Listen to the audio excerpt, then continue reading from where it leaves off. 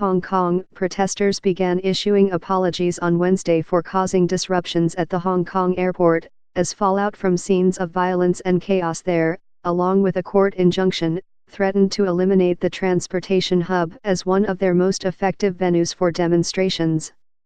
Protests led the airport, one of the world's busiest, to suspend check-ins for 2 days in a row this week, causing hundreds of flight cancellations and delivering a blow to a symbol of Hong Kong's efficiency and economic prominence.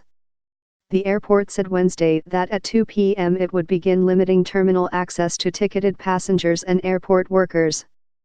Demonstrations at the airport began Friday and stayed peaceful for days, as protesters made their case to many of the 200,000 passengers it handles each day. When disruptions to flights began on Monday, some travelers complained, but others said the movement to protect Hong Kong's civil liberties was more important than their inconvenience.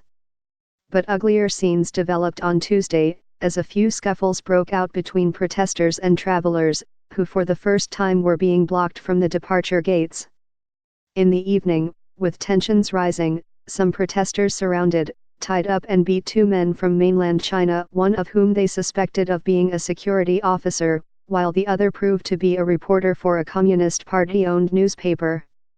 Riot police officers briefly entered the front doors of the airport, and one drew but did not fire his pistol after a scuffle with protesters. Here's a guide to what prompted the Hong Kong protests and how they evolved. On Wednesday, protesters seemed well aware of the negative image they had presented. "We apologize for our behavior, but we are just too scared," read one post on a messaging channel used by protesters, which gained wider distribution on other social media. "Our police shot us, government betrayed us, social institutions failed us. Please help us. Please accept our sincere apology to all travelers, press reporters, paramedics," read another post. "We will learn from our mistakes. Please give us a second chance to prove ourselves that we can be better." The protests, which began over a now suspended plan to allow extraditions to mainland China, but have grown to include calls for more direct elections and investigations into the police's use of force, have been largely leaderless. A march in June drew as many as 2 million people, according to organizers, and thousands have continued to join near-daily demonstrations. No single voice speaks for all the participants.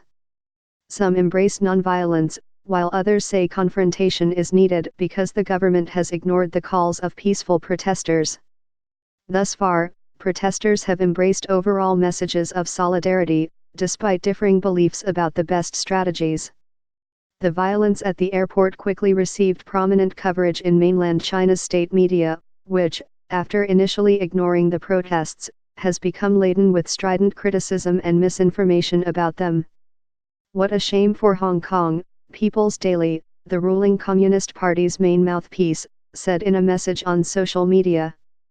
A quote from the reporter who was beaten, "I support the Hong Kong police," became a top trending term on Weibo, a Twitter-like platform. The reporter, Fu Qiaohao, is doing well and was not seriously injured, said Hu Zaijian, editor-in-chief of Global Times, the nationalist tabloid that employs him. "It's the utmost disgrace for the protesters to treat a reporter like this," Mr. Hu said in a message. "This shows that they have lost their rationality. Hatred has muddled their minds." A spokesman for the Hong Kong and Macau Affairs Office, the Chinese government agency that deals with the two cities, denounced the airport violence in a statement on Wednesday, calling it "conduct close to terrorism." Some protesters said that recent police tactics, including undercover officers apparently dressing as protesters to make arrests, had contributed to a sense of fear. Video of one recent arrest showed officers, one in the black t-shirt and yellow helmet commonly worn by demonstrators, grinding a protester's bloodied face into the pavement.